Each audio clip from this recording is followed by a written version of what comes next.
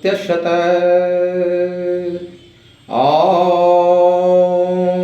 अतुलितबलधाम महेम शैलाभदेहं दनुजवन कृशानुम ज्ञानिनाम अग्रगण्यम सकल गुण निधानम वानरानामधीशं रघुपति प्रिय भक्तम बात जातम नमामि।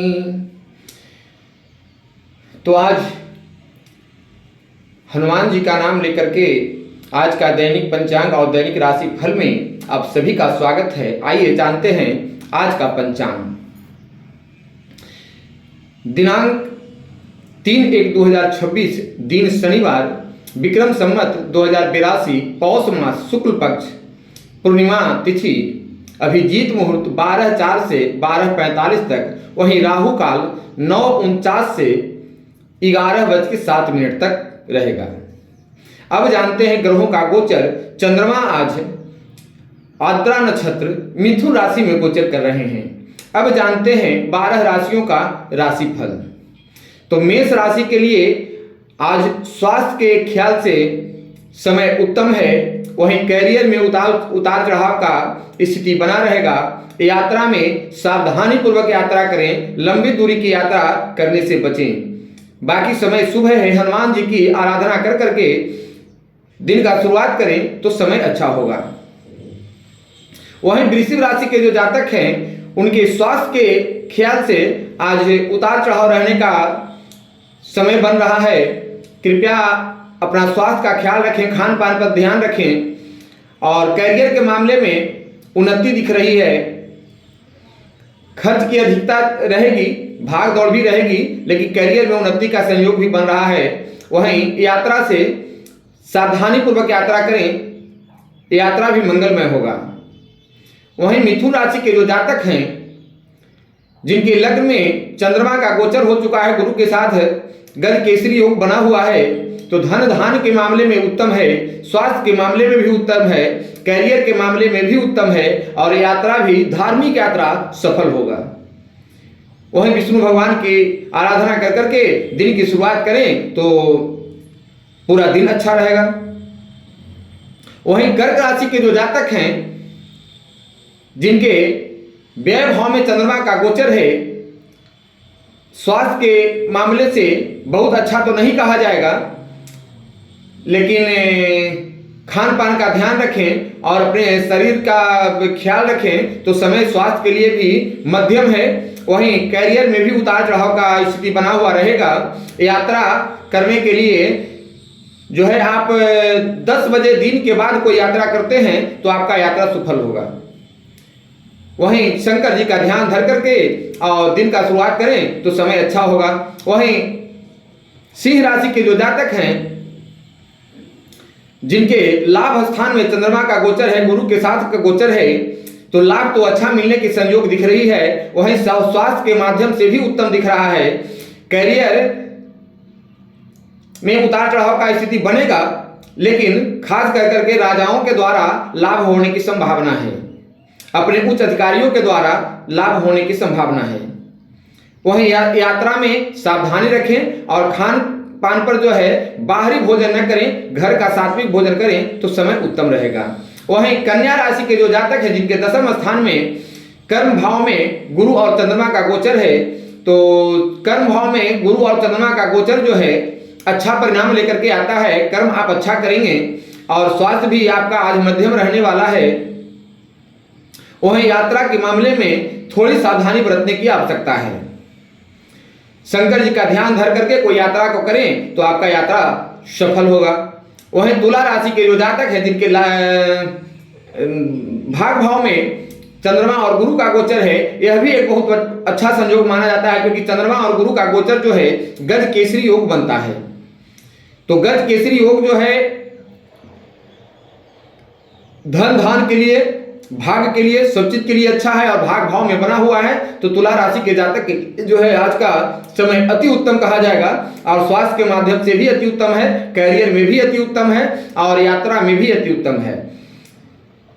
फिर भी आप जो है माता लक्ष्मी की आराधना कर करके दिन की शुरुआत करें तो समय बिल्कुल अच्छा होगा। वहीं वृश्चिक राशि के जो जातक हैं जिनके अष्टम भाव में गुरु और चंद्रमा का गोचर यह कोई बहुत अच्छा गोचर नहीं कहा गया है। लेकिन अगर आप कोई रिसर्च कंपनी में हैं तो आपको करियर में उन्नति होगी। अगर आप कोई शोध करता है तो आपके करियर में उन्नति होगी। अन्यथा फालतू के भाग दौड़ से बचें। और जनरल करियर में अगर हैं तो थोड़ी सावधानी रखनी है। वहीं स्वास्थ्य के ख्याल से भी थोड़ा सा सावधानी रखना है। मध्यम योग बन रहा है। बाकी शंकर जी की आराधना कर करके समय का शुरुआत करें तो समय बहुत अच्छा होगा। वहीं जो है धनु राशि के जो जातक हैं, धनु राशि के जातक के सप्तम भाव में चंद्रमा और गुरु का गोचर, लग्न में सूर्य मंगल शुक्र और बुध का चतुर्ग्रही योग भी बना हुआ है। तो दोनों तरफ से सारे ग्रह तो भाई आपके बिल्कुल समीप आ चुके हैं। तो कोई बड़ा लाभ मिलने का भी संयोग हो सकता है। बशर्ते शंकर जी का, क्योंकि देने वाले में सबसे जल्दी प्रसन्न होकर के देने वाले शंकर जी ही हैं, जो तुरंत प्रसन्न होते हैं और तुरंत देते हैं भक्तों को। तो शंकर जी का ध्यान धर करके दिन का शुरुआत करें तो स्वास्थ्य, करियर और यात्रा तीनों के मामले में आपको सफलता मिलेगी। वहीं मकर राशि के जो जातक हैं, जिनके षष्ठ भाव में गुरु और चंद्रमा का गोचर है, तो यह भी चंद्रमा और गुरु का गोचर तो गजकेसरी योग बना हुआ है। तो वहां भी शत्रु से सावधान रहना है। शत्रु आपको परास्त नहीं कर पाएगा लेकिन परेशान कर सकता है। तो शत्रु से थोड़ा सा बच के रहना है। स्वास्थ्य के माध्यम से भी मध्यम रहेगा और यात्रा से भी बहुत बड़ी लाभ की संभावना नहीं है, इसलिए यात्रा से भी बचें और भगवान भोलेनाथ का ध्यान धर करके कोई भी दिन का शुरुआत करें तो समय बिल्कुल अच्छा होगा। वहीं कुंभ राशि के जो जातक हैं, जिनके लग्न में राहु और पंचम में गुरु और चंद्रमा का गोचर है, केंद्र में गुरु और चंद्रमा का गोचर है, गजकेसरी योग है, तो आपको लाभ का बहुत अच्छा परिणाम मिल सकता है। वहीं स्वास्थ्य के माध्यम से भी उत्तम रहने वाला है। कैरियर में भी बहुत बड़ी सफलता मिलने की योग दिख रही है और यात्रा में भी जो है छोटी यात्राएं आपके लिए संभव है। छोटी यात्रा आपका सुखद होगा, बड़ी यात्रा से बचें, छोटी यात्रा आपका सुखद होगा।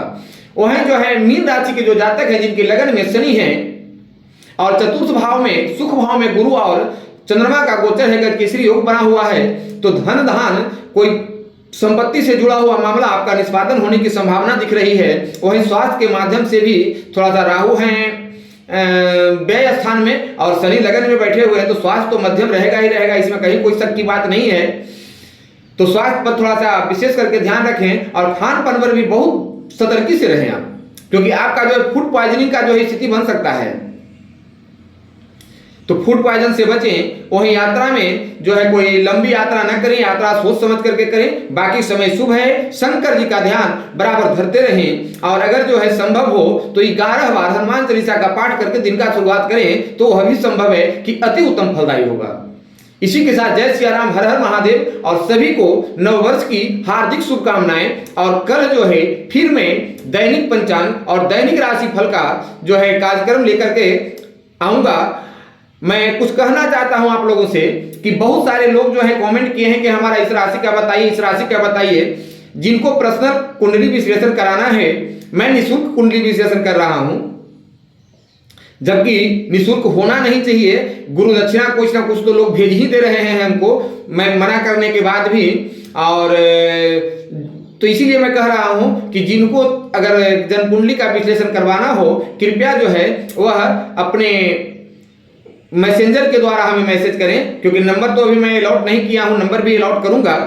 मैसेंजर के द्वारा या किसी तरह से कमेंट में बॉक्स में जाकर जब लिख देते हैं तो मैं मैसेंजर पर कांटेक्ट करके आपसे ले लूंगा और अपना सही समय सही लगन बताएंगे तो बिल्कुल उचित फलादेश होगा। यह जो एक फलादेश है, एक जनरल फलादेश है। यह जो है देश दुनिया के सारे लोग पर जो है सब पर 25% ही हावी होगा। चाहे वह बिल्कुल, मैं मेष लगन का बताया, मेष राशि का बताया, तो मेष राशि के जो जातक होंगे उनके लिए मात्र 10% ही फलादेश होगा। यह इसलिए 10% फलादेश होता है, मैं भ्रम में नहीं रखना चाहता किसी को। मैं बता रहा हूं तो यह बिल्कुल 100% सत्य है और आप इसी को देख करके पूरे कार्य को कीजिए, यह बिल्कुल नहीं है। क्योंकि यह जो फलादेश है मात्र 10% ही लागू होगा, क्योंकि मेष लगन के जो जातक हैं उनके जन्म कुंडली में चंद्रमा कहाँ बैठे हुए हैं, गुरु कहाँ बैठे हुए हैं, नवग्रह में कौन कौन से ग्रह कहाँ बैठे हुए हैं, किस भाव में क्या फलादेश आ रहा है, उस अनुकूल फलादेश होता है। यह तो एक जनरल प्रेडिक्शन है कि अगर आपके लग्न में चंद्रमा है और मेष लग्न के अगर आप जातक हैं, उसमें भी कितना डिग्री पर है, किस भाव में बैठे हुए हैं, किस चरण में बैठे हुए हैं, बहुत तरह की फलादेश बदल जाती है जनकुंडली देखने के बाद में। यह एक जनरल प्रेडिक्शन है जो मात्र 10 से 20%, 25% फलित होगा। इसी के साथ जय सिया राम, हर हर महादेव।